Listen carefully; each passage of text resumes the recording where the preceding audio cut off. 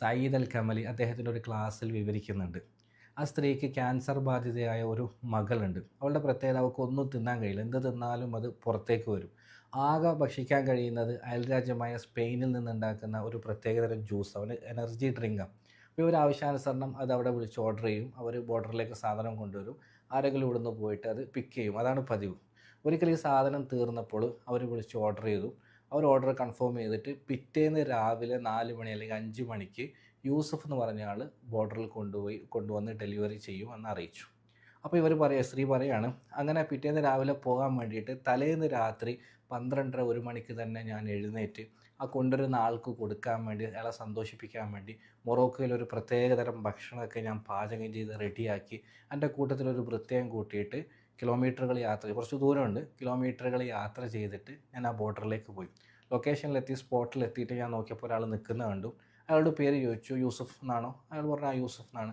അയാൾ ഞാൻ വണ്ടിയിലകത്ത് കയറ്റിയിരുത്തി, ഭക്ഷണമൊക്കെ കൊടുത്തു, വയറൊക്കെ നിറഞ്ഞു, സന്തോഷമായി. അതിനുശേഷം ഞാൻ പാക്കേജ് ചോദിച്ചപ്പോൾ അയാൾ കൈമലർത്തി. എന്ത് പാക്കേജ്, ഏത് പാക്കേജ്?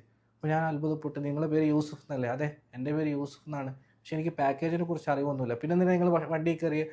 നിങ്ങൾ എന്നോട് പേര് ചോദിച്ചു, വണ്ടിയിൽ കയറാൻ പറഞ്ഞു, ഭക്ഷണം തന്നു, ഞാൻ കഴിച്ചു, അതല്ലാതെ വേറൊന്നും എനിക്കറിയില്ല, അസ്സലാമു അലൈക്കും എന്നിട്ട് അയാൾ പോയി. പെണ്ണുങ്ങൾ ബേജാറായി. വീണ്ടും ആ സ്പോട്ടിൽ പോയി, ലൊക്കേഷനിൽ പോയി അന്വേഷിച്ചപ്പോൾ അവിടെ വേറൊരാൾ നിൽക്കുന്നതാണ്. അയാളുടെ പേര് ചോദിച്ചപ്പം അയാളുടെ പേരും യൂസഫ് എന്നാണ്. പാക്കേജ് എവിടെയെന്ന് ചോദിച്ചു. അയാൾ പാക്കേജ് എടുത്തു കൊടുത്തു. പെണ്ണുങ്ങൾ തിരിച്ചു വന്നു. സംഗതി പെണ്ണുങ്ങൾക്ക് ആൾ മാറിപ്പോയതാണ്. ഷെയ്ഖ് പറയുകയാണ്, ഞാൻ ഈ അനുഭവം പറയുന്നത് അതിനുശേഷം സാധാരണക്കാരിയായ ദീനിൻ്റെ ഇൽമുമായിട്ട് യാതൊരു ബന്ധവുമില്ലാത്ത ഈ സ്ത്രീ പറഞ്ഞ ഒരു വാക്കുണ്ട്. ഷെയ്ഖെ, ആ സമയത്ത് അള്ളാഹു എന്നോട് പറഞ്ഞതുപോലെ എനിക്ക് തോന്നി, നീ ഉദ്ദേശിച്ചത് ഈ യൂസഫിന് ഭക്ഷണം നൽകണമെന്നാണ്, പക്ഷേ ഞാൻ ഉദ്ദേശിച്ചത് ആ യൂസഫിന് ഭക്ഷണം നൽകണമെന്നാണ്. ഞാൻ ഉദ്ദേശിച്ചത് നടന്നു, നീ ഉദ്ദേശിച്ചത് നടന്നില്ല. സുബ്ഹാനല്ലാഹ്.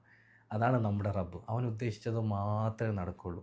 വേറൊരു കാര്യം ആലോചിച്ച് നോക്കിയാൽ, അള്ളാഹു സുബ്ഹാനഹു വ തആല ആദ്യത്തെ യൂസഫിന് ഭക്ഷണം നൽകണമെന്ന് വിചാരിച്ചപ്പോൾ അതിനു വേണ്ടിയിട്ട് അവൻ നടത്തിയ തർത്തീബുകളെ പറ്റി നമ്മളൊന്ന് ചിന്തിച്ച് നോക്കിയാൽ, ഒരു പരിചയവും ഇല്ലാത്ത വൃദ്ധയായ ഒരു സ്ത്രീയെ അള്ളാഹു 12:30 1 മണിക്ക് എഴുന്നേൽപ്പിക്കുന്നു. അവർ അടുക്കളയിലേക്ക് കൊണ്ടുപോകുന്നു, അവിടെ ഭക്ഷണം പാചകം ചെയ്യിപ്പിക്കുന്നു. ശേഷം ഒരു പരിചയവും ഇല്ലാത്ത ഈ സ്ത്രീ കിലോമീറ്ററുകൾ യാത്ര ചെയ്തു വന്ന് അയാൾക്ക് എഴുതപ്പെട്ട റിസ്ക് കൊണ്ടുപോയി കൊടുക്കുന്നു. സുബ്ഹാനല്ലാഹ്.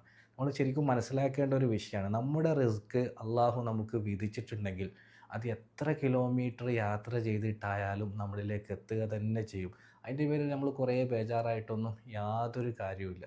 ഈ ഒരു വിശ്വാസം, ഈ ഒരു യഖീന് നമ്മുടെ മനസ്സിലുണ്ടാകണം. അങ്ങനെ ഉണ്ടായാൽ അതിനോടൊപ്പമാണ് നമ്മൾ ദുനിയാവിൽ അധ്വാനിക്കുന്നതെങ്കിൽ ഒരുപാട് ടെൻഷനുകൾ നമുക്ക് ഒഴിഞ്ഞു കിട്ടും.